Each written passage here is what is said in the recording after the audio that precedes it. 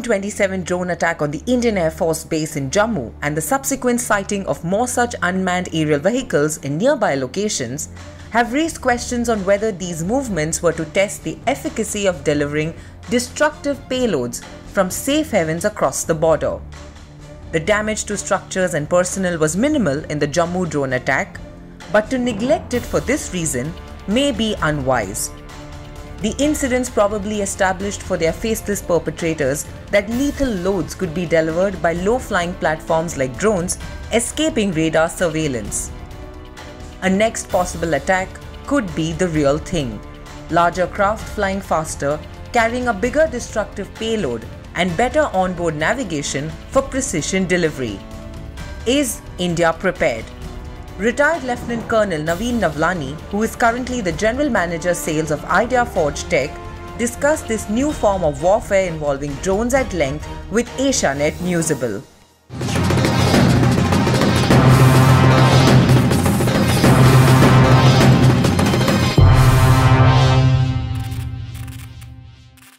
So the drone threat seems to be growing by the day, and while the threat has been around since a few years, do you think India has just woken up? I won't say that India has just woken up.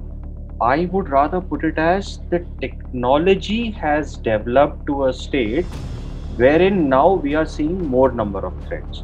So if I say, so micro and mini drones, they are just about 10, 11 years old technology.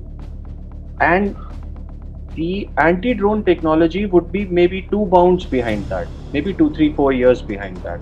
So it won't be very correct that India has woken up right now. No, we did take some corrective actions. DRDO has been working on it. I am privy to some of their projects which are almost 4 to 6 years old. And I'm sure they would be reaching to maturity very soon. And so is the case with the Indian industry also. The industry has been developing solutions, but I must confess that anti-drone technology and electronics warfare in general, it's a cat and mouse game. Somebody will make a drone and somebody will make a counter for that. The moment you make a counter for that, the drones will become more autonomous, that they are able to circumvent that technology, and so on and so forth. So yes, there is a requirement of having more number of anti-drones solutions in India, but that we have woken up right now may be a little harsh statement. How would you assess the threat from drones in the hands of non-state actors? Do you think that these small drones are the latest weapon in warfare, by terrorists? That's a very relevant question. So, in the light of what has happened at the Jammu airport, everybody is talking of, or most of the, people are talking about the threat from across the border. But you have rightly put it across that it is not exactly, though yes, it is a threat from across the border also, but there is a huge threat for your assets in the hinterland, your oil and gas, strategic reserves, your refineries. I was reading an article today. Just imagine if something of that, God, it should not happen, but what happened in Saudi for Aramco refinery, right? Your nuclear installations, your civil airports, your VVIP areas. So these are the, these are very vulnerable areas, and actually the threat resides, the threat is much higher over here than on the border, because at border we already have some kind of defense mechanisms. There could be an air defense umbrella over there, whether it is through AD guns or of Air Force or of the Army or BSF and so on and so forth. But the real threat is in the hinterland. And that is where we have to take a pragmatic call that how to protect these critical assets. Considering the Jammu Air Force Station attack just happened on, I think June 27th is when it happened. Do you think that drone attack was a trial run of sorts? Not really. I'll tell you why. So if you sift through the news items, and I'm talking about only in the open source, so there have been incursions by drones, and I'm talking about now about the incursions along the border, right? So there have been incursions for last 1.5 to 2 years. There have been cases where arms have been dropped in Punjab.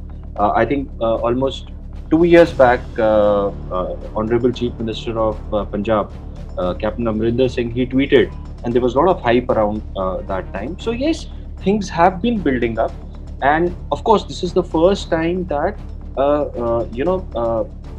some non-state actors, I'm not saying a particular nation, but some agencies or non-state actors have gone in and used a armed drone for creating the havoc. And I would say one has to also look at the whole world picture. Now, just if you see what has happened in between Azerbaijan and Armenia, so that has been a proof enough for everybody, and it has shaken up the whole world and said, what is the amount of damage, and at a very, very small cost, that you can do with drones. So it's a continuum. Things have been developing. Things have small things have happened. This is the first time where such an attack has happened. And herein, I also would like to make a point. Sorry, I may be digressing. That all these attacks and everything are also for getting the eyeballs onto something. Just imagine the cost benefit analysis for somebody who's a non-state player. He would have spent what, 5, 6, 10 lakh rupees, but look at the amount of media coverage and publicity he gets. So that's the most disturbing part. How does one prevent a drone attack? So since I come from a EW background, you can never 100% prevent an attack. You cannot do that because the very technology is such, not only drones, but the EM waves, the electronic countermeasures or electronic surveillance measures, that as I said, it's a cat and mouse game. So to say, and any world solution, world over, whether from US or Europe or anybody else, it always comes out with the percentage probability of detection and neutralization. So 100% you can't be assured of, but generally, what should I say? There are multiple ways of. So first of all, you need to detect the drone. Identify whether it is a friend or a foe, right? And having done that, then comes the measures, what is known as electronic countermeasures, that how do you neutralize this threat. Now that threat could be neutralized by two broad ways. One, what is known as a soft kill, and the other, which is known as a hard kill. So soft kill basically means you jam the communication link between the person who's flying it and the drone, or you jam the GPS navigation, the GPS signal which is coming, you jam that signal, and basically then the drone becomes kind of blind. It doesn't know where am I flying. So this is something what is known as soft kill. And hard kill, again, there are 2-3 different methods. There could be a method of wherein you transfer some kinetic energy onto the drone. That is, you shoot at the drone. In the very simple terms, you shoot a projectile. It could be a missile, it could be a bullet, it could be a net, it could be anything. So that is one part. And the other is the technology which is now emerging is wherein where you shoot down a drone by laser guided weapons, or rather a laser beam. I stand corrected, not laser guided weapon, but it's a laser beam. And there are reasons for that, because just imagine again, look at Jammu airport, or a typical airport anywhere in Delhi. It is all surrounded by civilian areas. A lot of people are staying. So what if I fire a barrage of bullets, right? They are going to fall somewhere. If they don't hit, they will finally, after 2.5, 3 kilometers, they'll fall down somewhere, so they can cause a collateral damage. But a laser beam won't be able to do that. So these are some of the solutions that you can deploy. Given your experience in this field, and and also you've served in the army as well, what is your assessment? Will it take time for India to catch up, as far as the drone technology is concerned? As far as drone technology is concerned, so and especially for micro and mini drones, so I have no doubt, and I say it with 100% confidence and probability, which you don't say about anti-drone technologies. Indian technology is better than even US or European technology. We have fantastic companies in India, established brands, who are making drones better than anywhere else in the world. So that's one part on the drone part. for the anti-drone part, now traditionally, if you see EW systems, electronic warfare systems, India has not concentrated so much on this technology, and the major players have been either from US or France or I'll call it European Union, and of course Israel.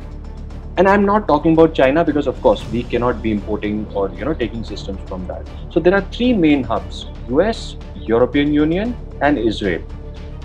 So now if you look at their solutions also today, that's what I'm again and again reiterating, even they are not foolproof, right? But India has a history of DRDO making EW systems and making an anti-drone system out of a erstwhile EW system. It's the same family of technology. So DRDO has made systems in the past. They are also making anti-drone systems. So is the Indian industry also. To answer the question very directly, whether we are at par with those at the Western world, maybe not right now. Maybe not. Maybe we are maybe 1 or 2 bounds behind them. But given the knowledge base that is there in India and a very vibrant defense ecosystem which is developed in last 1 decade, I think it's only a matter of time where we would be at par with anybody else. But today, yes, we may be a little bit. Given the technological advancement that we are witnessing, probably in the last couple of years, you could say, do you think that drones will eventually replace boots on the ground? Very interesting question. And so I would say that the future of the warfare is going to be a mix of manned and unmanned, right? You will never be able to take out man out of the whole picture, and same is the case the other way around, that you cannot always have all the autonomous system and nobody controlling it. So yes, I'll not call them drones, I'll say autonomous systems. So this could be autonomous systems which are flying in the air, moving on the ground, or moving under the water. So all these 3 places, there are going to be a proliferation of autonomous technologies.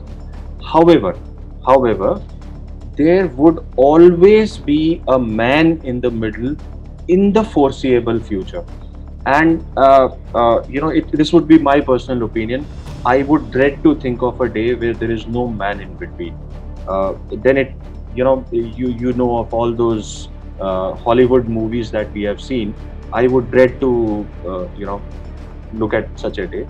I think in the foreseeable future, there would be a man in the middle, with machines helping him out, autonomous technologies helping that man to perform better and become more lethal. I think that would be the right.